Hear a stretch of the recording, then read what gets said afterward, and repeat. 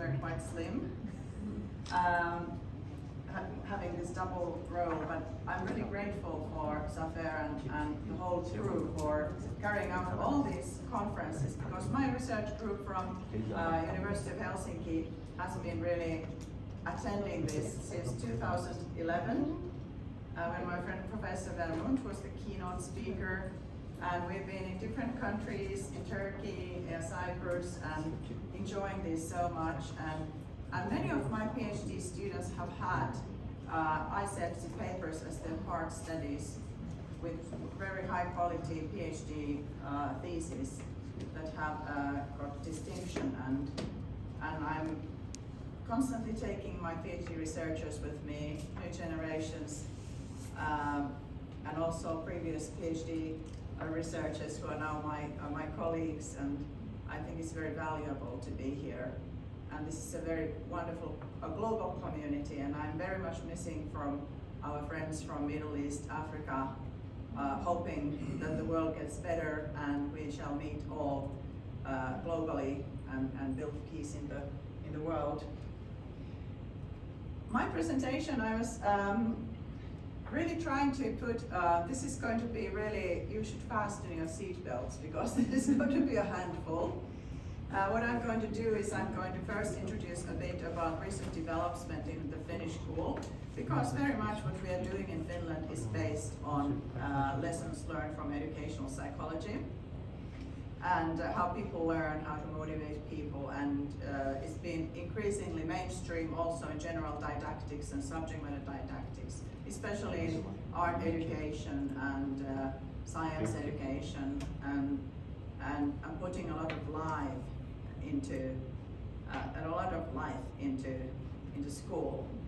And then I'm going to talk about our interesting contextual measurements and about flow concept and how we're measuring it, and then I'm going to talk about engagement, and in the end I'm going to talk about how to engage students in practice, because educational psychology is very pragmatic.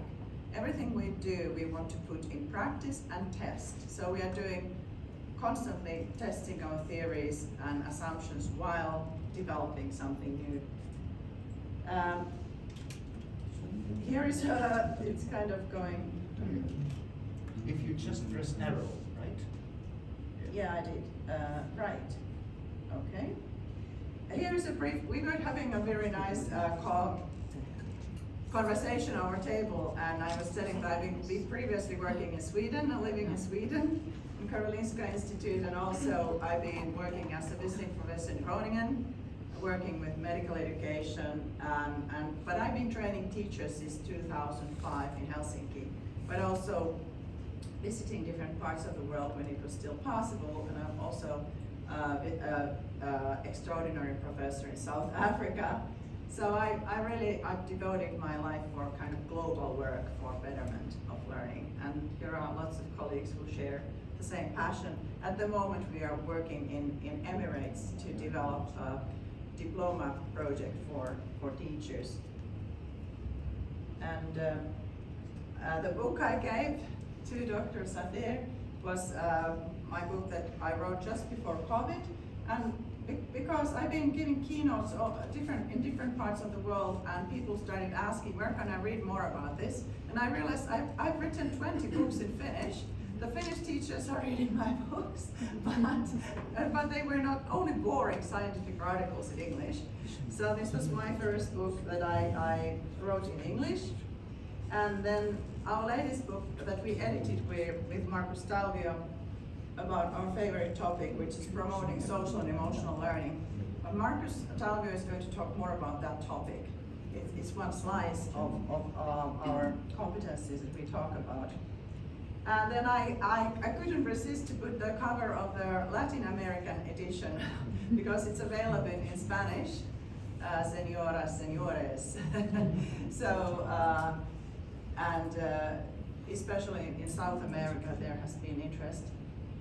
In China, my book was among 100 the most popular book by Chinese teachers. In China, in East Asia, there is a great interest for broad-based competencies and phenomenon-based, inquiry-based learning and all these new things, so I'm very happy about that. my mission is helping the whole stories about helping kids and young people to prevent boredom and apathy and alienation and disengagement, and to help people to love learning. So I'm going to give you one slide about ingredients of the joy of learning. So that's the message we are trying to bring from Finland. Because in the future world and in the current world, we need a lot of collaborative knowledge creation. We need creative, active people who can solve all these wicked problems here. What we are doing in changing physical spaces, social settings, technologies. Our neighbor Estonia is getting ahead of us in digitalization and in education, and we've been collaborating with the Estonian colleagues for more than 20 years together. But this is now, of course, a bit self-centered. We are talking about how all this has informed Finnish teacher education. So what has been going on at school? We are going to have more kind of interdisciplinary projects that cross the boundaries of subject matter. And in Taiwan, in many other countries, there are challenge-based learning and issue-based learning and STEAM and all this. So it's nothing very special. And also these broad-based competencies it's an OECD trend all over the world. And also the social digital revolution. We've been doing intensive research. If anybody wants to look at how technology is shaping developing minds of young people, that would be another keynote. But we are looking at how young people creatively use technology in their own learning and in their everyday life.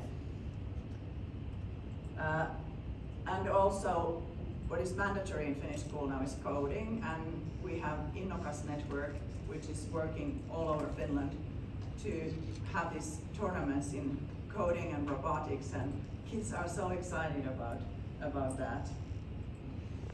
This pie, actually there is a tool available on my website about how you can look at how your school community is supporting the development of these skills. But I think the major skill that I'm focusing is very much this red one, thinking to learn, thinking and learning how to learn. But also the violet is one of our favorites. We co-authored a chapter in my book with Marcus, and it's about communication and also intercultural communication and very important topics about social emotional learning. For our latest study is showing that Finnish teachers are struggling most with ICT and entrepreneurship and working life skills. We just published in Educational Studies an article about that. And you're going to hear more about these things from the other presentations.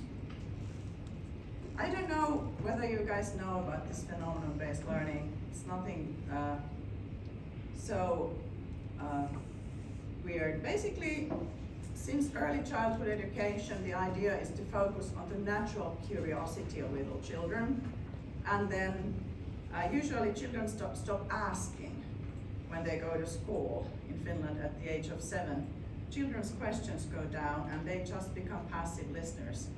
Even adults, after a Spanish lunch with red wine, it may be challenging to stay awake.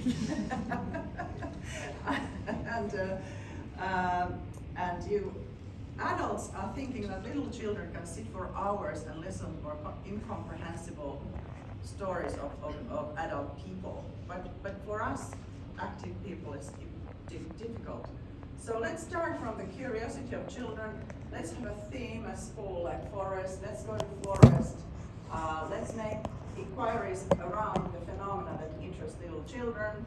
Let's see which subject matter topics, which kinds of arts, music, sports we can integrate there, and study in a holistic way. Not slicing the world into subject matter, but having a more holistic thinking, which is creative thinking and critical thinking. And I think it's very important to understand that Finland is not giving up subject matter teaching. It's still like 85% subject matter sliced.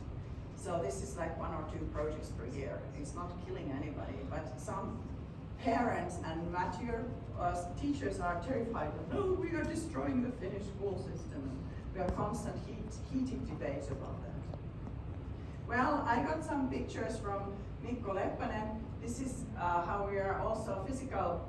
Some of our studies is about how to develop physical environments at schools, and not all schools like this. We have very traditional schools as well, but this principal called me. He's so excited about this school and how it's kind of ubiquitous, this technology use, and then to remember that physical activity and handicraft and drama and music for all is important. So immediately after breakfast we had to go hiking with Marcus to the park, because we were thinking that our body needs also some movement. Well, we have challenges during COVID. Even before COVID, there were problems that, I'm sorry this is so small now because it's not PowerPoint, but you are going to get all this PDF.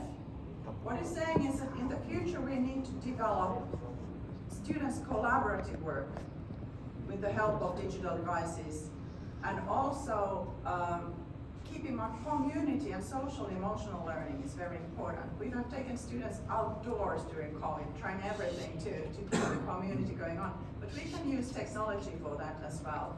And in distance learning, it's been like very one-sided teacher-dominated activities, like Zoom and Teams and all this.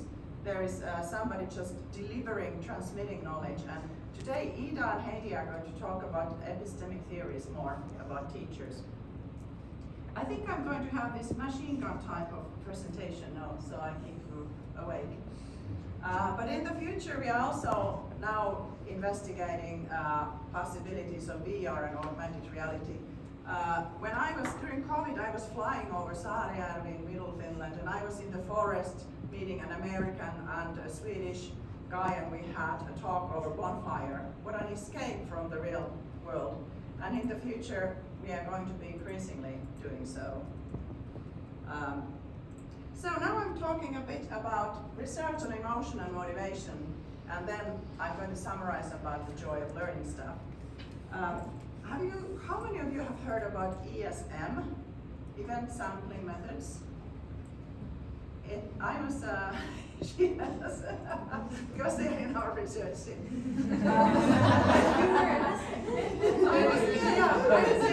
Of course. Elina Kettunen, who's been presenting in ICEPSI before, and Lauri Järvilehto, I didn't have any direct plan. But there were so many new names. So we've been doing this kind of research in collaboration with University of Oxford.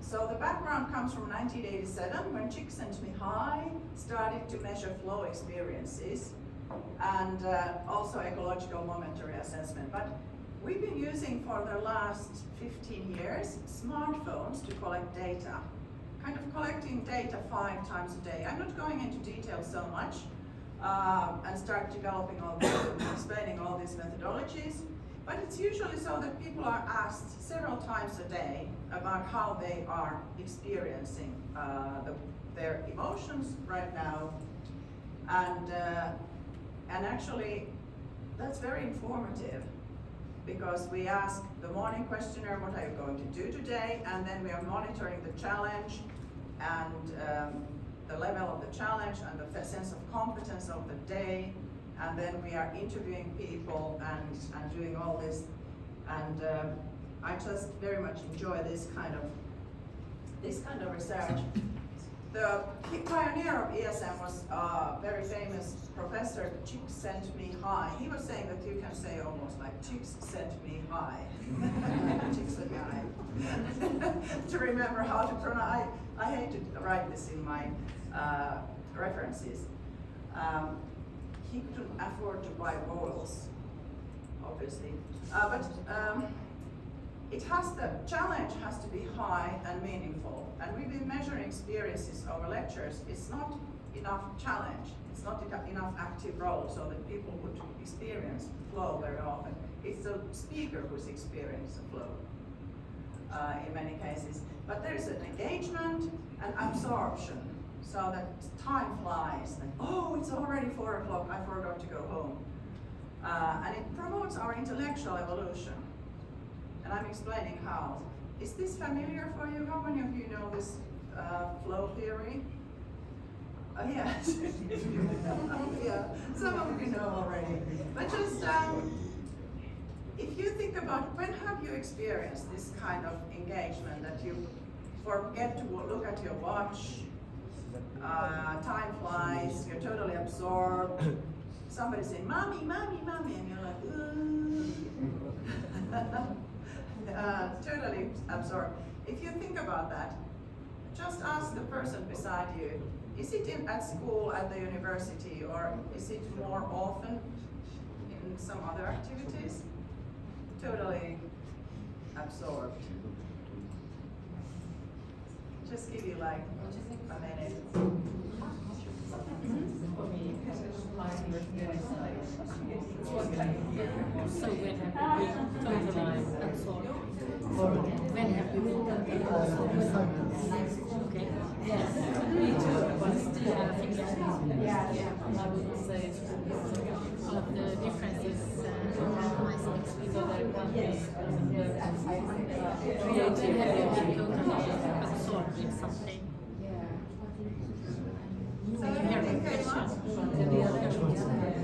Okay. She's saying that yes. I heard about it. Yeah.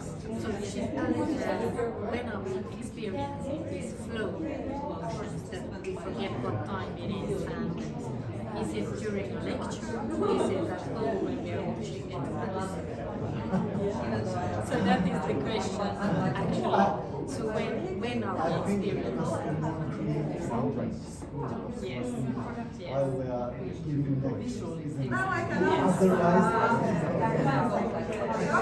Otherwise, Yes, I think the same. Experience is so low, and I understand at the moment you start talking to another person, you are much more electrified when listening. I wonder why everybody wants children just to listen passively, because it's so impossible for adults as well.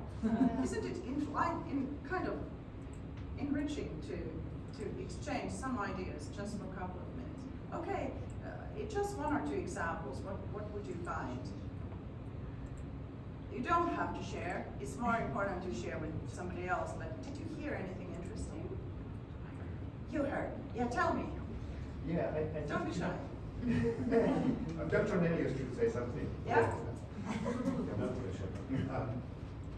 I think my experience from where I work now, Yeah. and in the last 17.5 years, students are not focused at Yeah. school, so they can't wait for 2 p.m. so they can go home so they can start focusing on what they really enjoy and what they really want to do.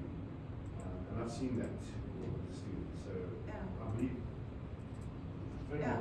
specific focus at school.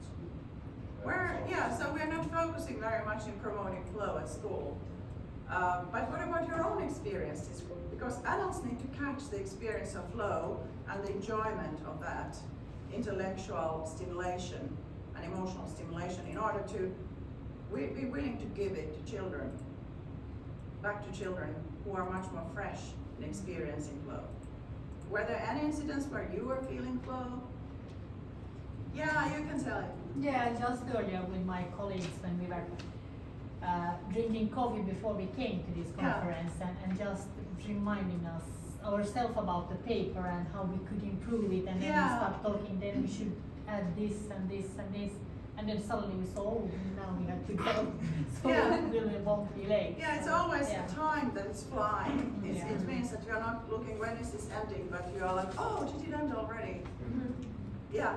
Yeah, it came to my mind that probably to be in the flow or be on the roll of something, you are not supposed to be tied to the time.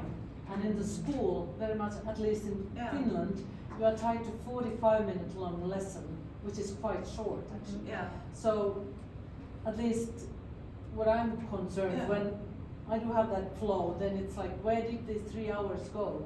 Yeah, and also, but it may be that deadlines and time limitations Exactly. intensify. If you know that you only have kind of 3/4 of an hour with your colleagues, it becomes more intensive in a way. And at school, I'm telling in my book that in Finland, these 90-minute sessions with half an hour break but there is always a 15 minutes break when people go outdoors, exercise, talk to their friends, have some fun. And these breaks between hours, they are not existing in the United States, not in China. People just change to another classroom without a break. Well, but thank you for your examples. Well, what we're doing, we developed a model of contextual sampling system, and we're using longitudinal burst studies. It means that we follow the same people for 3 years and have 2 weeks intensive follow-up every year. And also that we had a system where participants could take picture. What are you doing?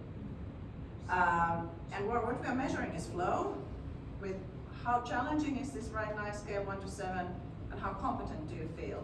Then we can define, you can actually do that. How competent do you feel right now on scale 1 to 7? You don't have to share, you just, how competent about this topic, and how challenging is this for you on scale 1 to 7? Just give your number. And then we are asking with, combining with interviews and mixed methods about how to look at this. But what we want to know what students are really doing and experiencing over time during their studies, how engaged they are. So if you were saying like 4 and 4, you are somewhere here, probably it's control channel. If the challenge goes too low, you are in a relaxation channel. Oh, boring. Then if the challenge is high and competence low, then you're in anxiety channel. But you can work hard and go to flow channel through the arousal channel when you are like struggling with an interesting science problem or something like that. And usually I'm a mentalist. Probably on a lecture you would say, well, competence around 4, well, challenge about 4. Kirsti's not giving an exam for us, you know. So it's very difficult to experience flow during a lecture. It usually, if you're mentally very, very active, it may be possible to come up with a new idea, write it down, start thinking about a new research question or something like that. But then it's your own mental activity that I managed to trigger. But here are, when we started piloting this, cafeteria, more relaxation, chilling out, apathy. Lecture, very much anxiety, apathy. And in the small group and in the library, the optimal learning experiences were the most likely when people are struggling with interesting information and the interaction with other people very often. This is a tool, what we did, we interviewed these students before and after, and here are the channels, how often during the 2 weeks this person is reporting flow, anxiety, relaxation, or apathy. And then usually when they are waiting for the bus, they may be in apathy. Then they start scrolling their phones. And, but then this is in training, in apathy. So where are they explaining flow? A writing assignment, anxiety, and then flow. So struggling. And very often when we measure just before flow experience, this has been anxiety. But the problem is not mobile phones. People say, hey, everything is through mobile phones. Of course they are addictive and so on. But usually people start playing with their mobile phones when they start getting bored. I do it on the bus, but students would like to do it all in a class when it's boring. So what can we do? This is a 2 weeks experience. We followed these people for 3 years, but this, when they are, first year they are doing didactics, and second year they are doing a phenomenon-based inquiry project. And here, do you have a pointer or something? but I'm a good pointer. This is when they are working with the project. There are lots of negative emotions here. Challenge is kind of negative affects. And then next day, lots of positive emotions, and they report flow. And then when we show them these graphs after 2 weeks and ask what was going on. And this is what, we published this in Instructional Science 2012, so it's available. Yes, there it was. It was this phenomenal learning project. There were some really successful days and I felt good and so on. But that day, the red day, I remember, it was really challenging and we hated it. It was a very difficult mathematics problem that we had integrated in our phenomenon-based project, and we were struggling about that. So they actually recognized this afterwards. What was interesting, actually, was that in the interviews, in the end of the project, it was a wonderful project, successful, yeah. And they had forgotten about all these anxieties. If we only interview people, they reconstruct the whole 2 weeks based on the outcome. If the outcome is good, it has been a great project. But in the middle of the project, when they are feeling anxieties and worries and struggling, we can capture that it pays off to work hard, because there is no gain without some pain and sweating. That's the story, basically. But we are now continuing developing. We have a very extensive project now. We followed up high school students with heartbeat and activity bracelets and day and night, looking at their sleep, using 6 signals per day, and then these physiological measures, and then also looking at social media use, exercise, and sleep. So we are focusing on sleep. Actually, rolling Instagram is not postponing your sleep, but more talking with mother is something that you shouldn't do, or homework is worse. Just doing homework just before going to bed is postponing your sleeping much more. So there is a lot of heated opinions, but very little evidence about what's going on in these young people's lives. So my brilliant Elina Ketonen, the veteran of ISEPSI, started her first publications here. We published in very good journals about these physiological measures and these sampling things. Oh, this is the latest study in British Journal of Educational Psychology. Can you feel the excitement? Physiological correlates of students' self-reported emotions. So we can also see that excitement shows in heartbeat, and boredom shows in heartbeat. And you can see when people are getting deactivated. So this is the summary slide, I promise. Based on our research, 20 years research on this topic, this is a voluntary preschool in Orange Farm Township near Pretoria in South Africa. Very unprivileged children, unprivileged conditions, but this, they are naming their emotions in the morning with the voluntary kindergarten teacher. But these principles apply all, regardless of age and background. What we can say, what you need is a meaningful context. For children, meaningful is different than for adults. You need promoting curiosity and interest. In all our studies, curiosity and interest are activating epistemic emotions that make people to trigger learning. Optimal level of challenge. If it's too high, related to competence, anxiety. If it's too low, boredom. And we are monitoring this, and it shows in physiological responses as well. Experience of competence and autonomy. Little children, they are so feel competent. You can see that they're proud of myself. And sense of safety. People need to have a safe emotional atmosphere to flourish. And students need to have active role. It doesn't have to be that they're doing something all the time. It can be mentally active role. So we're actually listening to what the students are thinking. And constructive and encouraging social interaction. And that's more like in Marcus's speech. But this is maybe the ingredients that everybody should just learn. If you fall asleep and forget about all my blah, blah, blah, this is the slide you need to cherish in your hearts. Okay. Let's start looking at university students' things. Ida and Heidi are opening these theories more. What is epistemic cognition? I've been doing research on epistemic cognition. We published with Sari Lindblom, who is actually now our rector magnificus of our university. Sari and I, we started in 1996, we published about psychology and medical students' emotions.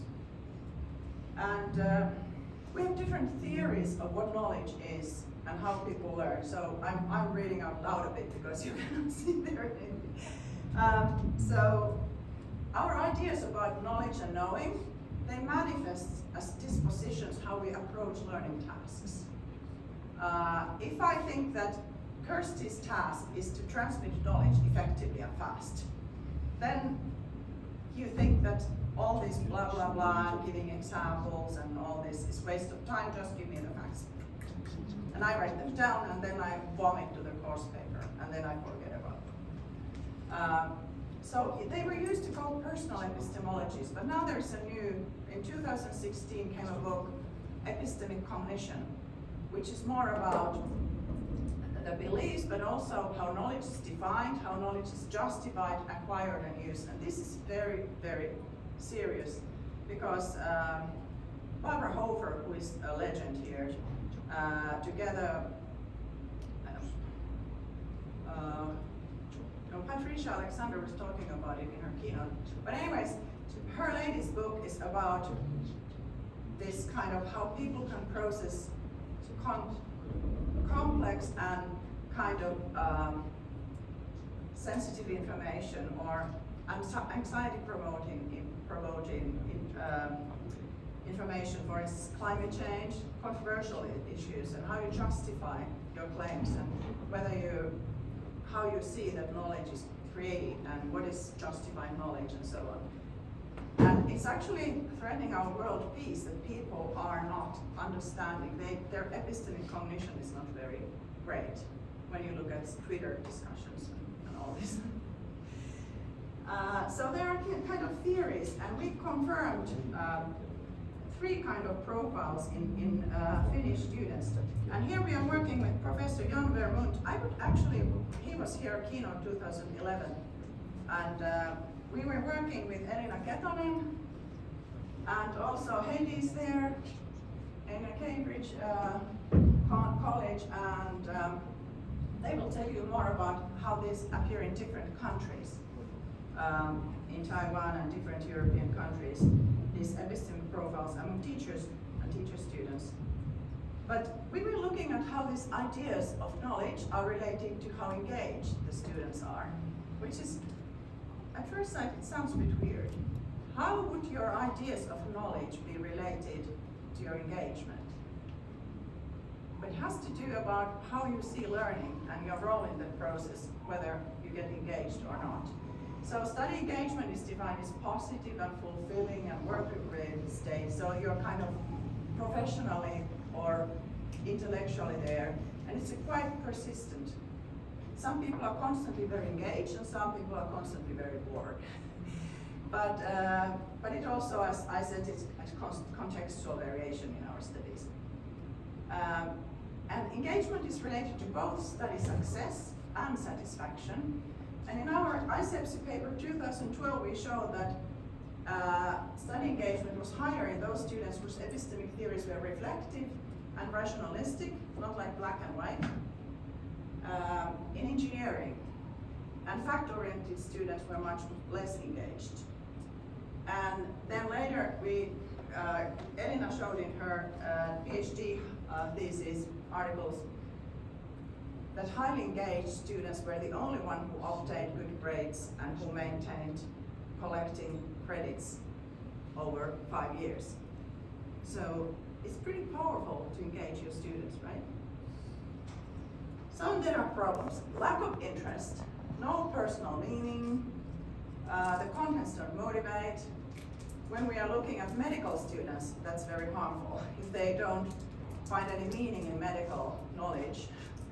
And what is even more detrimental for especially medical students is lack of regulation, not being able to regulate their learning of large amounts of knowledge.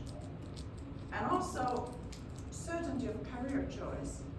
are you in the right place? Do you feel that my mother wanted me to be a doctor, my mother wanted me to be an engineer, I applied here because I would get a good salary. But then you start studying and no interest, and you start declining in engagement.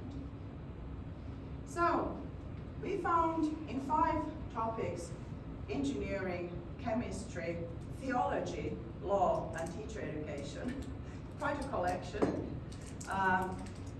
So we found across all these 1,500 students that it was quite common to have a pragmatic. These are all academic professions. They're going to be engineers, lawyers, teachers, priests. So they are like pragmatic. But they also have high in collaborative knowledge building, reflection, valuing metacognition, not so much on certain knowledge, but high on practical value. These are professionally oriented people. They find meaning, but they are mostly interested in applicable knowledge. Then we have these reflective collaborative students. They were actually very often teacher students. We have highly selective populations. It's very difficult to get to teacher training in Finland. And then fact-oriented students who were only interested in certain knowledge and facts. And they were mainly in engineering and chemistry. Natural science has that aspect as well, that people have this very idea, and nothing wrong with facts. But if it's only facts and no meaning, then it becomes a problem. And what was interesting, we published this in Higher Education Journal, that the highest GPA and the accumulation of 62 credit units first year and then 58 during the second, which is like ideal or a bit higher than you are supposed to gain. And also best grades were obtained by those in reflective collaborative profile. People who want to reflect, they're collaborative, they are also good team workers. And this is different from 20 years ago when we were looking with Sari Lindblom. Then the good medical teachers were very strategic, had a deep orientation to learning, but not very collaborative. But this is 21st century epistemic profile. You cannot be an effective student without being collaborative. And people very often fail to realize this. I put so much in this keynote, but I wanted to, if you never have time to read this article, then you know what is in there. But then we started, and we are going to publish this result in ICEPS proceedings probably,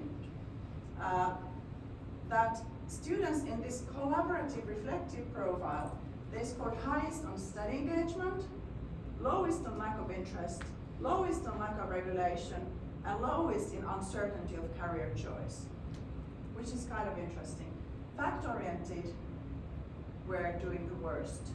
So their lack of interest, lack of regulation, uncertainty of career choice, high, and study engagement, low. So there are consequences for not only engagement, but also for academic success in 5 different domains. Now we have followed this up for 3 years, and we are writing an article about epistemic theories, epistemic development over the 3 college years. So we are seeing where they're going. But, well, maybe I already said this, so this is just for your notes. But in the end, I would like to say how we try to constantly put this in practice. I published this article, I found it in Aunt Helena's bookshelf when we took her to retirement home. I'm saying their students are used as copying machines. And as a memory researcher, I know it's not a very effective way of using students' minds. And it hasn't changed very much during the last 25 years. It's still very boring to study at the university. So we've been trying to develop new kinds of physical environments, technologies, and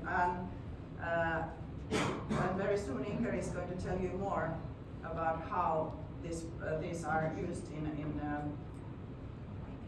arts and music. So we built 2012 which was 10 years ago, this new kind of Finland, Helsinki was the world capital of design. So we designed with the International Design Foundation this kind of new space for learning. And I showed this video on ICEP's conference, I guess. So the idea is that we develop theory, technology, and facilities side by side. Having an engaging learning environment for future teachers that resembles the modern schools. So they already learned those practices. And our Estonian friends have been visiting us, and we've been collaborating there as well. And then, this is very old stuff, but basic principles. I always have these 3 points. How to engage your students, activate their previous knowledge, activate their minds, what they already know. Catch interest, comes from interest. And then you can trigger interest by case, picture, whatever, and support the learning process. Feed forward the learning process. Don't leave the people alone with it. And then assess the learning outcomes, not learning facts, but understanding. You catch the interest, maintain the interest, deeper interest, and what did we learn? How did our thinking change? How did our practices change? What new did we create, rather than what kind of facts can I vomit on the course paper? So that's very simple, but easier said than done.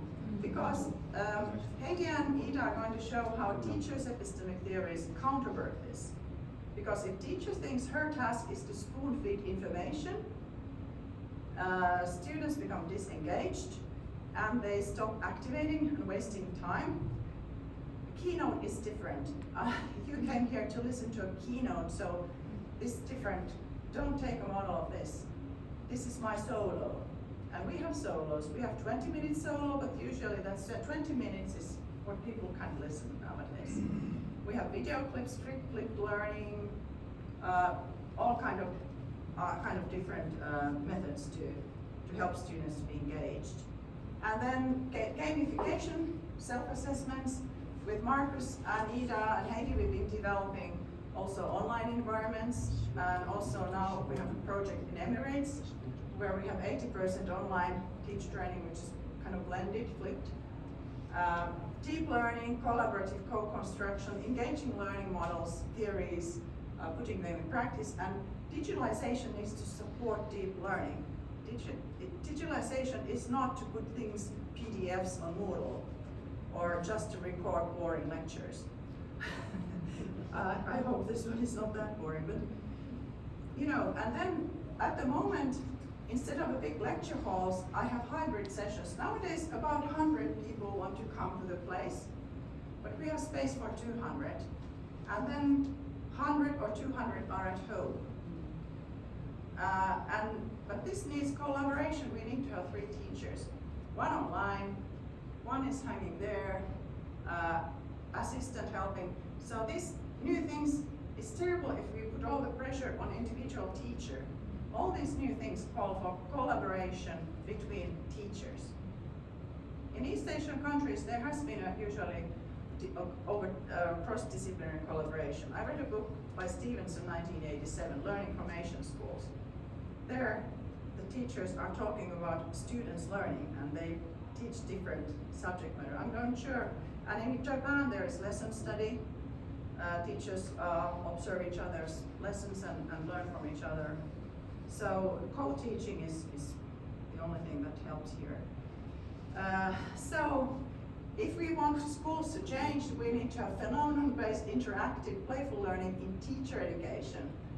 Having arts, handicraft, home economy, sports, music, robotics, gamification, animations, playful learning, latest technologies, AR, VR in the future. But we need to develop these things, technology and pedagogy, hand in hand. Otherwise, it will never change. And it's very slow to change. I'm very often thinking, I must be nuts. Why am I doing this? But you know what? In vocational education, people love this message. I was 10 years at the medical school, because there you really need to put your knowledge in practice. So we had simulated patients, high fidelity simulations, we had all. And I've been trying to bring these things to teacher education from medical education, which is the most innovative branch in educational field, higher education. So if you're interested about this is a picture from Shenzhen from China. It was outdoor learning activity conference. We are doing these kinds of teacher trainings in HY+, and there is email address for Kimmo. And also we have a project has to do with consumers in the digital age, which means that we are also fostering youth financial capabilities, financial well-being, digital literacy, how they learn how to regulate the use of their mobile phones. One of our studies is about how problems in regulating mobile phone is strongly related to shopping addiction. Because you start going to pages where you didn't intend to go. You need to learn how to use mobile phones in a smart way. They are smartphones, but people should be smart and regulate themselves. And also well-being and intercultural issues. We are looking at first and second generation immigrants and their well-being in Finland and their learning, which is extremely important. Okay, we're also doing an animation, which is going to be soon. It's about learning from failure, and I think I could end here. Success is stumbling from failure to failure with no loss of enthusiasm. My whole life I've been failing to promote all these things, and it's really difficult to advocate this kind of learning. But my colleagues who are doing well during COVID, my cousin who is a French teacher, she was saying that she failed every day when she was trying to do distance learning in a meaningful way. I teach French, communication and all this, and she was failing, but she knows that's the name of the game. Learn from failure. Failures are not telling you that you're a loser, it's telling you that it's time to learn something new. Okay, I'll stop here and I'll cut 10 minutes because so that we can give the floor to Inkeri, Ihana Inkeri, and then we are, maybe you have some questions you want to ask while we are changing. Did I have one slide more? No, that was the last one. Okay.